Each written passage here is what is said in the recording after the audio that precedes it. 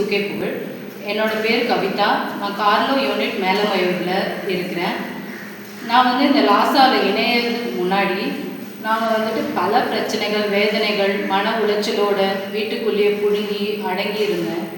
அதுக்கப்புறமா அருட்சகோதரிகள் எங்ககிட்ட பேசுனாங்க. இந்த லாசான்ற ஒரு குடும்பத்தில் இணைஞ்சு எங்களோட பணி செய்யுங்கன்ட்டு கேட்டாங்க. நாங்களும் சும்மா தான் வந்தோம். ஆனால் இதில் சேர்ந்ததுக்கப்புறமா நிறைய ஏழைகளுக்கும் நோயாளிகள், ஆதரவற்ற குழந்தைகளெல்லாம் சந்திக்க கூட்டிகிட்டு போனாங்க. அது அவங்க கூட போயிட்டு நாங்களும் பணி செய்யும்போது மன ஆறுதலும் நிம்மதியும் கிடச்சிது. அது மட்டும் இல்லாமல் லாசா உறுப்பினர்களோடு சேரும்பொழுது அவங்க எங்களோட ஒரு குடும்பமாக எங்களுக்கு தோணுச்சு. கார்லோ ஜூலியா இந்த சமூகத்துக்கு செஞ்ச பல பணிகளை பற்றி அவங்க சிஸ்டர்ஸ் எங்களுக்கு நிறைய சொல்லி கொடுத்துருக்காங்க. அவங்க ஏழைகளுக்கும் ஆதரவற்ற குழந்தைகளுக்கும் நிறைய உதவிகள் செஞ்சாங்க. அவங்கக்கிட்ட இருந்த பொருட்கள், பணம் எல்லாத்தையுமே அவங்களுக்காக செலவழித்து கடவுளுக்கு சேவை செஞ்சாங்க.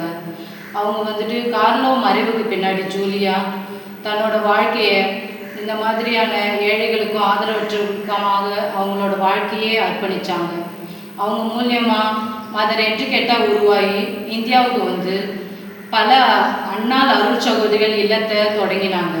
அது மூலியமாக அங்கே இருக்கிற ஏழைகளுக்கும் படிக்க முடியாத பாமர மக்களுக்கும் நிறைய உதவிகளை செஞ்சுருக்காங்க. அதை பார்த்து இந்த லாசா இன்னும் நிறைய நாங்களும் செய்யணுன்ற ஒரு ஆர்வத்தை எங்களுக்குள்ளே தூண்டிச்சு. அருட்சகோதரிகள் மூலமாக நாங்கள் இந்த சேவையை செய்யறதுக்கு ரொம்ப திருப்தியும் மகிழ்ச்சியும் இருக்குது.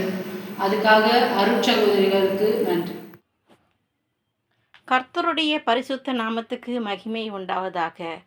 புனித அன்னாள் தேவ பராமரிப்பு சபையின் உடன் உழைப்பாளர்களாக கார்லோ யூனிட் மேலமயூர் திருமதி உஷா சேவியர் உங்களோடு பகிர்கிறேன்.